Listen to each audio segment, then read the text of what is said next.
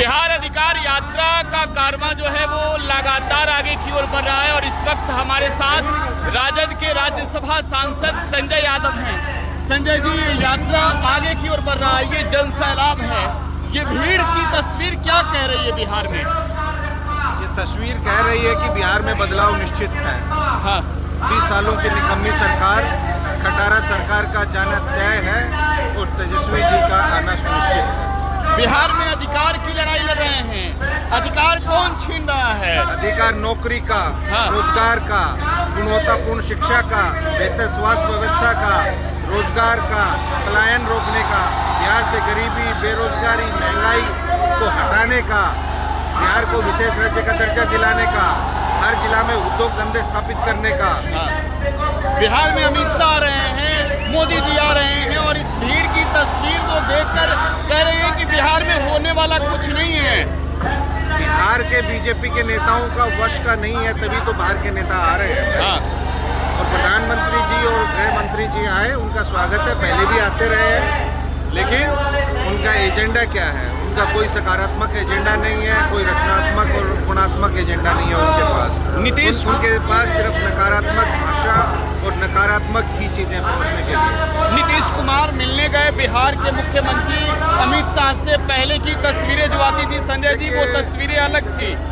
ये देख के हमें सहानुभूति होती है। सहानुभूति इस बात की होती है कि चाहे गृह मंत्री आए या कोई भी आए, हमेशा मुख्यमंत्री जी के पास जाते थे। वो मुख्यमंत्री जी गृह मंत्री से वरिष्ठ हैं, उम्र में भी और सामाजिक जीवन और राजनीतिक जीवन में भी। तो ये पहली बार ऐसा हुआ है। जदयू का क्या अपना इकोसिस्टम है, किस वजह से गए, ये तो जदयू के लोग बेहतर जानते हैं। नहीं, तो आपने तो इससे पहले ऐसी तस्वीर कभी नहीं देखी ना संजय जी? नहीं, मैंने कहा ना, कभी नहीं देखी। हमें तो सहानुभूति होती है। तो बिहार में आप मान रहे कि नीतीश कुमार अब पॉलिटिकली आउट हो चुके हैं? देखिए, माननीय मुख्यमंत्री जी नीतीश कुमार जी स्वयं को चला नहीं रहे, रिटायर्ड अधिकारी और चंद लोग सरकार चला रहे हैं। ये पूरा बिहार इस बात को जानता है, लेकिन हम मुद्दों की राजनीति कर रहे हैं। हम इस सरकार से पूछ रहे हैं कि आप 20 साल में रहने के बाद भी बिहार गरीबी, बेरोजगारी और पलायन का केंद्र बिंदु क्यों है? बिहार की प्रति व्यक्ति आय देश में सबसे कम क्यों है?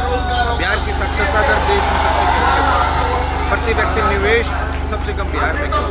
यही जानना चाहते हैं। तो संजय यादव को आप सुन रहे थे, राज्यसभा के सांसद हैं और चाहेंगे ये जन सैलाब जो देख रहे हैं, ये नज़ारा जो इस वक्त आप देख रहे हैं, ये आप कह सकते हैं कि जन सैलाब है। और इस बीच तेजस्वी यादव, राज्य के प्रतिपक्ष के नेता, वो जो है वो सभा को संबोधित कर रहे हैं, लोगों को संबोधित कर रहे हैं। और भीड़ की इस तस्वीर से अंदाज़ा लगाइए कि लोगों का जन सैलाब क्या कह रहा है, बिहार में लोगों के अंदर मूड क्या है, मिजाज क्या है। और ये नज़ारा समझिए इस तस्वीर को देखकर, तो जाहिर सी बात है कि कहीं ना कहीं एक तौर पर ये समझा जा सकता है कि ये भीड़ बिहार में बदलाव की तस्वीर दिखाने वाली भीड़ है।